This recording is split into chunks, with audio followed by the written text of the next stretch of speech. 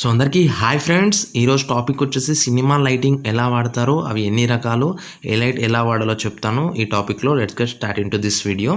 So ఈరోజు cinema lighting గురించి మాట్లాడుకుందాం. ఒక దర్శకుడికి సినిమా డైరెక్షన్ చేయాలంటే ఆ డైరెక్టర్కి లైటింగ్ గురించి పక్కా తెలిసి ఉండాలా అంటే అవసరం లేదు, కానీ లైటింగ్ మీద మీకు బేసిక్ నాలెడ్జ్ ఉంటే సినిమా బాగా తీయగలరు.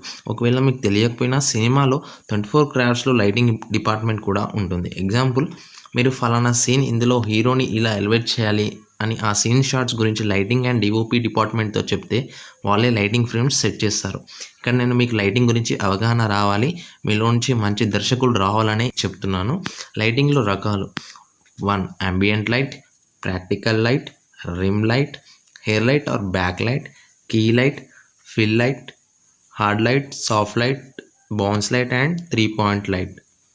ఇందులో ఫస్ట్ వచ్చేసి ambient లైట్ అంటే సీన్లో ఉన్న ఒక లొకేషన్లో న్యాచురల్ లైట్ అంటే సూర్యుని కాంతి, చంద్రుని కాంతి అయినా లేదా లైట్స్తో అయినా, బయట కిటికీల నుంచి అయినా, డోర్స్లో నుంచి అయినా, వెంటిలేటర్స్లో నుంచి అయినా లైట్ యొక్క కిరణాల లోపల పడే లైట్ని ambient లైట్ అంటారు.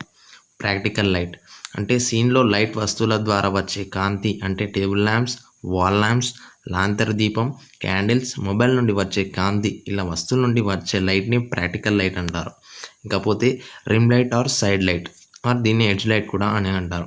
అంటే ఒక క్యారెక్టర్ ఆర్ ఆబ్జెక్ట్ వెనకాల నుండి కానీ సైడ్స్లో నుండి కానీ లైట్ని పెట్టినప్పుడు క్యారెక్టర్ లేదా ఆబ్జెక్ట్కి ఎడ్జెస్కి సన్నగా మెరుపులు లాంటి ఎఫెక్ట్ లైట్ని rim light or side light అని అనవచ్చు.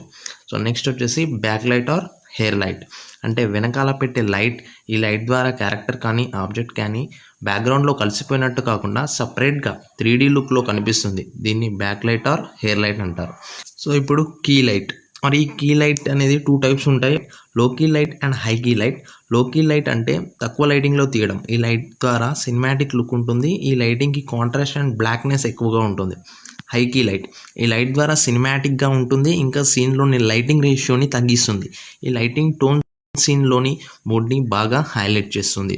అండ్ నెక్స్ట్ వచ్చేసరికి ఫిల్ లైట్ అంటే సీన్లోని క్యారెక్టర్ పై పడ్డ కీ లైట్ ద్వారా పడే షాడోస్ని కొంత తగ్గించి సాఫ్ట్ షాడోస్తో లైట్గా కనిపించేలా ఒక మంచి షాట్ రావడానికి ఈ ఫిల్ లైట్ని వాడతారు.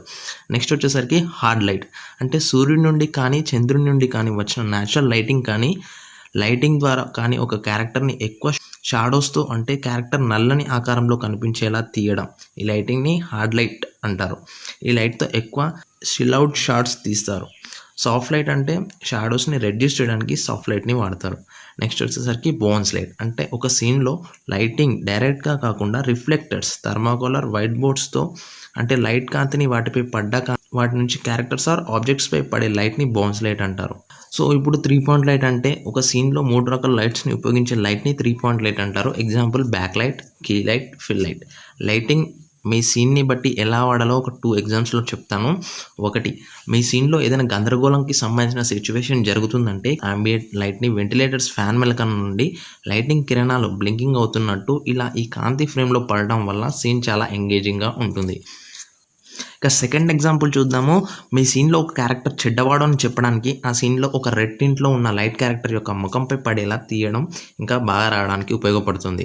అదేవిధంగా ఆ క్యారెక్టర్ వెనకాల క్రూరమైన జంతువు వాల్ పోస్టర్ కానీ బొమ్మని కానీ పెట్టి తీస్తే ఇంకా చాలా బాగా వస్తుంది. లైటింగ్ వాటి టింట్ ద్వారా మీ సీన్స్ బాగా తీయవచ్చు.